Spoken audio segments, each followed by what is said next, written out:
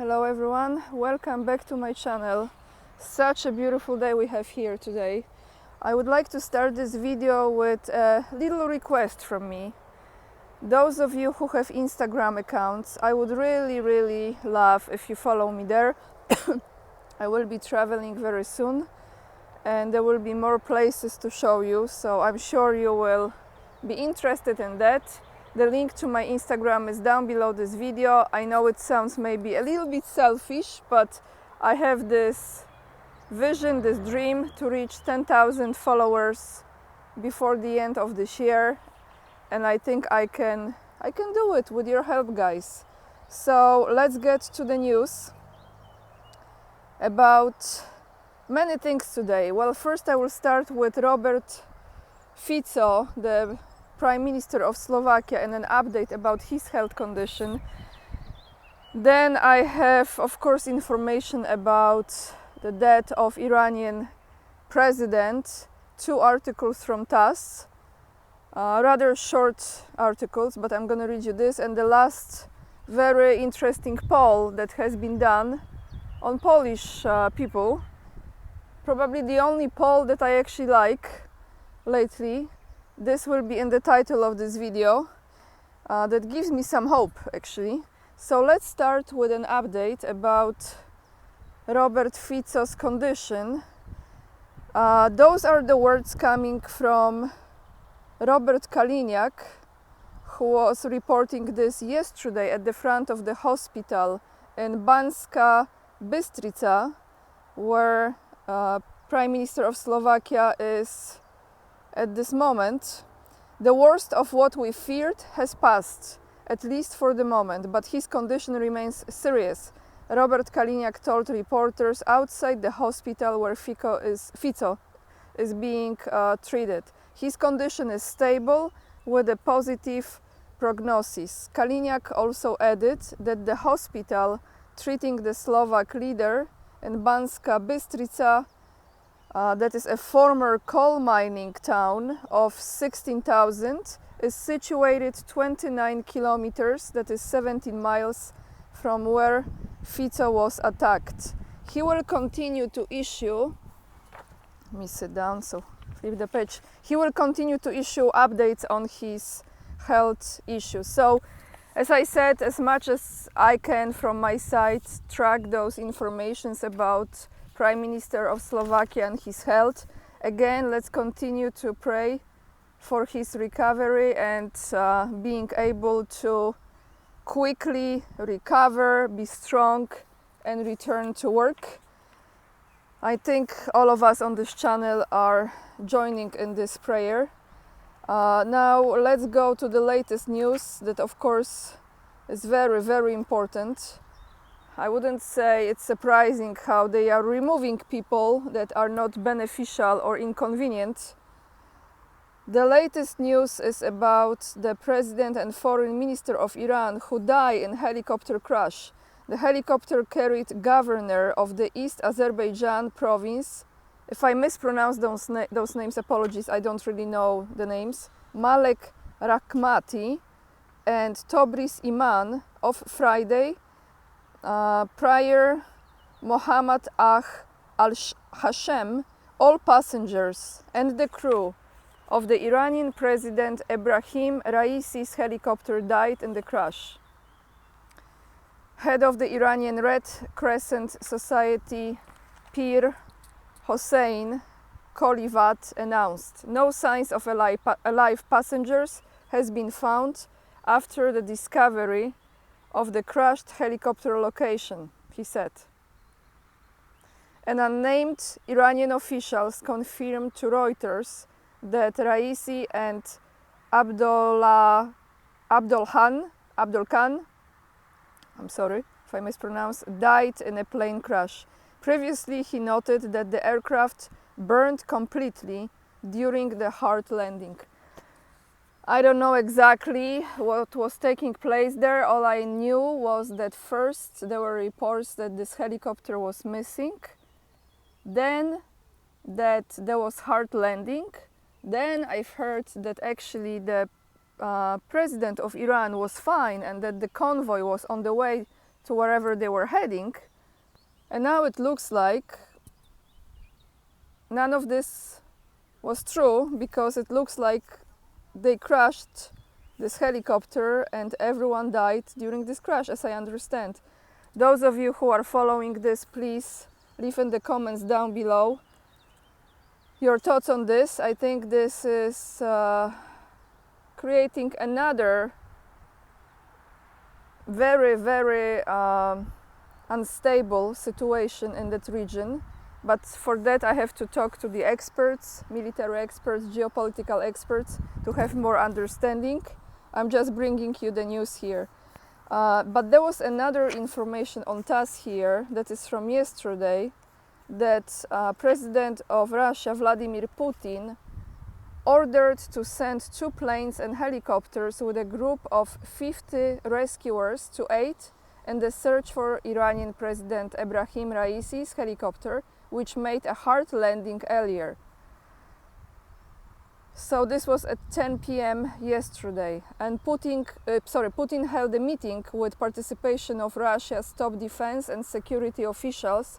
According to the envoy, the meeting was attended by Defense Minister Andrei Belousov, Chairman of the General Staff Valery Gerasimov, Minister of Emergency Situation Alexander Kuryenkov, and Presidential Aide Igor Levitin, and Security Council Security Sergei Shoigu. So those people were at the meeting. That's the current update, guys, about that. And then we have a poll. Do Polish men and women want to stay in Poland, fight when they created this project, and this project goes into fruition, right? You know what project? Ukraine 2.0, except that will be different name of the country. From Radio Z News. 3/4 of Poles under 40 years old do not want to fight in defense of their homeland. That is pretty significant number. So let me read you exact percentage. I think this is the first time I'm actually leaning to believe this was done to some extent accurately. 72 of Poles aged between 18 to 29 years of age do not want to ban men of military age from leaving Poland in the event of possible armed conflict. So, meaning, as you know, they said recently, actually, the Minister of Defense of Poland, the doctor, you know, Władysław Kosiniak-Kamysz, I think his name is Władysław, he said that it will be, was it him or another official? He said that will be difficult to leave Poland in case of the war. And 72% of Poles between 18 and 29 years old do not want this ban. In the 30 to 39 age group, we have even higher percentage, which is 79, are already against restrictions. The approach changes with age. Among people over 40, the vast majority support the ban. The most, as many as 87% of its supporters, are in the 60 and 69 age group, according to an IBRIS poll for Radio Z. To the question, so this was the question, should a ban on leaving Poland for men of military age be introduced in the event of a possible armed conflict? Here is how Polish people answered. Definitely yes, 20.9%. Rather yes, 33.5%. Rather no, 18.7%. Definitely not, 18.6%. And I don't know, it's hard to say, 8.4%. The majority of women, that is 55%, are against the ban. I'm surprised with women. Come on, women. Like, I mean, I don't know. I would expect at least like 80. Men, in turn, support it. 73% of them believe that in the event of a possible armed conflict, a ban on leaving Poland for men of military age should be introduced.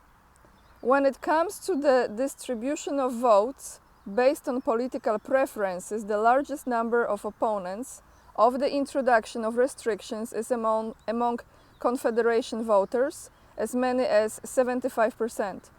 Also, more than half, which is 55% of the third way electorate, is against restrictions.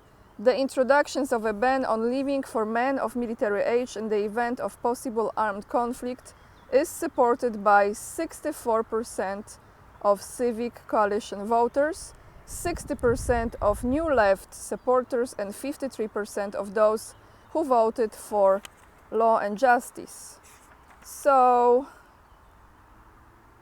that looks good in a way, because if 3/4 of Poles under 40 do not want to fight in defense of their homeland, what does it tell you, right? You will find the links down below this video in the description box. Now, 2 comments of the day from my video from yesterday. The first comment is from Mark Anderson. This was the video in which I have mentioned yesterday. Actually, I translated our new/old Prime Minister Donald Tusk and his speech and his statements, how Poland is going to be Eastern Shield, and we will have a dome. We will be also part of the European dome, and the soldiers, and of course, let's not forget the reservists, will have brand new uniforms and equipment. So the comment from Mark Anderson is, Russia is not my enemy, Tusk. You are. So I assume that you are Polish. I really like your comment, actually. It's very short and it's straight to the point. The second comment is from Alexander Ross. Today I have watched a recording of the 2010 Victory Day parade in Moscow, in which military detachments from many countries, including Poland and Ukraine, took part. It was beautiful to watch again this bygone era of Slavic nations coming together as brothers, as it should be. But also devastatingly sad that in the space of just 14 years, brother nations have turned against Russia with such an incomprehensible acrimony. What mental illness has consumed the government of Eastern Europe for this to happen?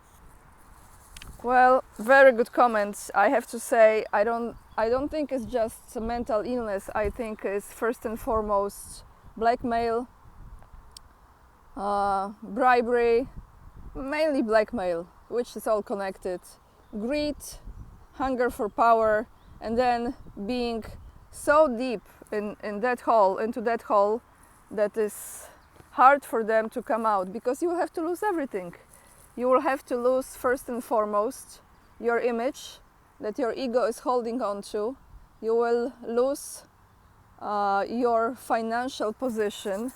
Well, if you don't lose your life, as you see many lately are not just on the brink of it, like Prime Minister of Slovakia, but actually it's happening, like the President of Iran. So not many are that courageous, that brave to take on that challenge. But that's the only way, isn't it?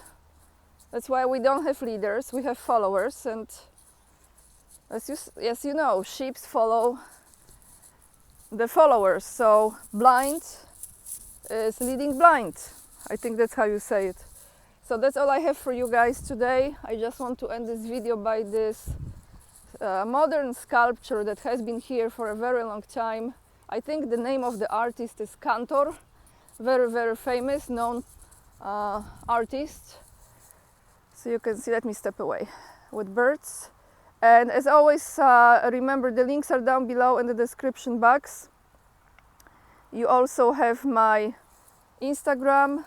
If you want to support my work, the best way is to become the member of this channel or supporter on Locals.